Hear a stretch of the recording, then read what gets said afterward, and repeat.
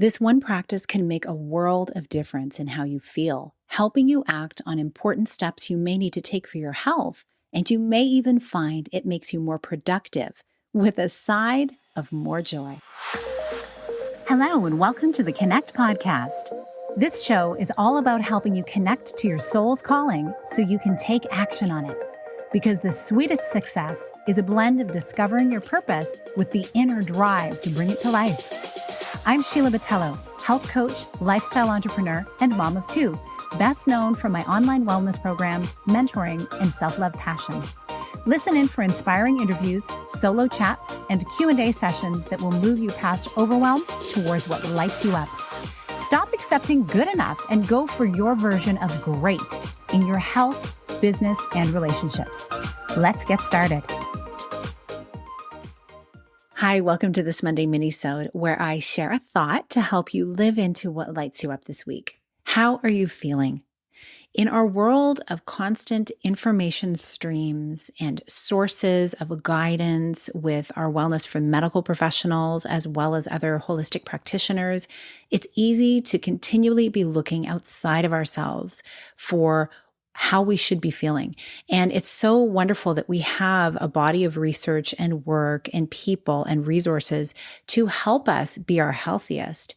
And yet sometimes we forget that our bodies are so wise that spending time alone in the quiet with ourselves, that is where our intuition can start to guide us in knowing there are things we need to either be looking into in our wellness or things we just need to be sitting in gratitude for. I talk about this now because I've been on a journey over the last few years, as I've shared in some previous blog posts and podcasts about my perimenopausal journey.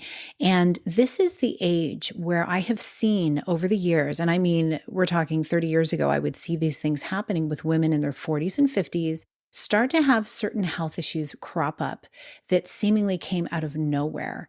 And interestingly, it's come during a time where, yes, they've been entering a different hormonal stage.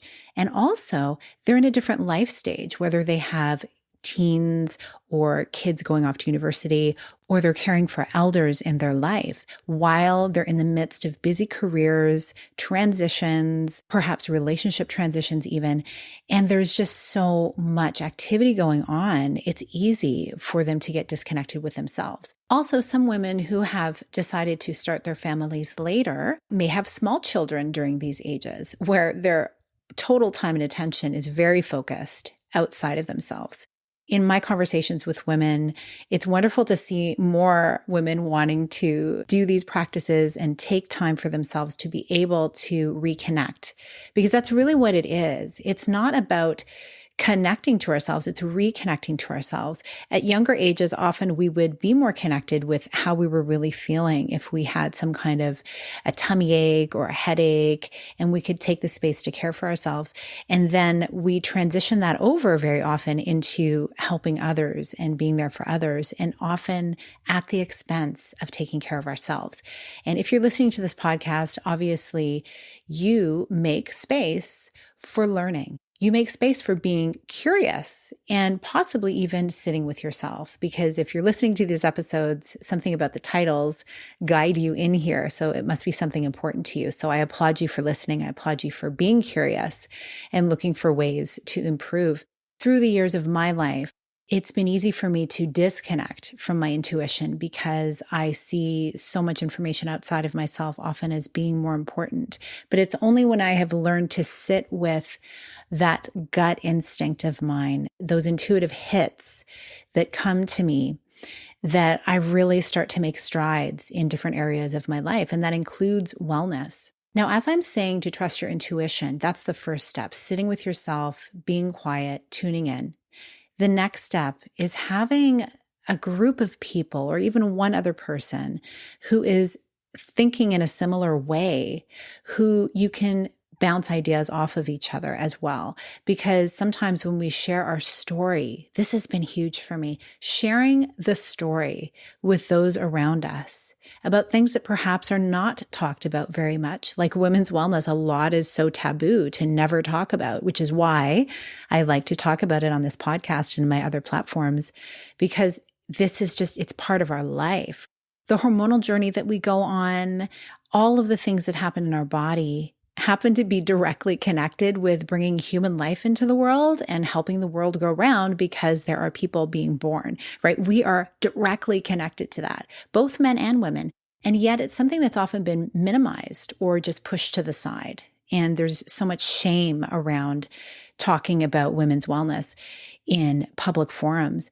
So I encourage you to create a group, if you don't already have one, of women who you can be open with about what you're experiencing. And you may even find as you talk about it and share your story, you'll hear some similar stories come back to you or some different perspectives that can help calm you if you're going through something that you have a big question mark around, or also help you take the steps that you know you want to take in order to feel better and to move in the direction in your health that you really want. So as you face another new day and endless tasks, I invite you to pencil in some moments where you get quiet, alone, and tune into how you're feeling. And then connect with one or two or a little group of people who you can trust, who you can share, and who you can journey through this process with. These practices can make a world of difference in how you feel, helping you act on important steps you may need to take for your health. And you may even find that it makes you more productive with a side of more joy. I look forward to hearing what your experience is, and I send you lots of love. Big blessings. Thank you so much for being here with me on the Connect podcast. If you like this episode, please share it with someone you think would enjoy it. Also, if you head over to iTunes to leave a review, I'd be so grateful. Let us know what your favorite parts were and what you'd like to hear more of. It will help us have a greater impact, elevating many more people to grow and succeed together. See you next time.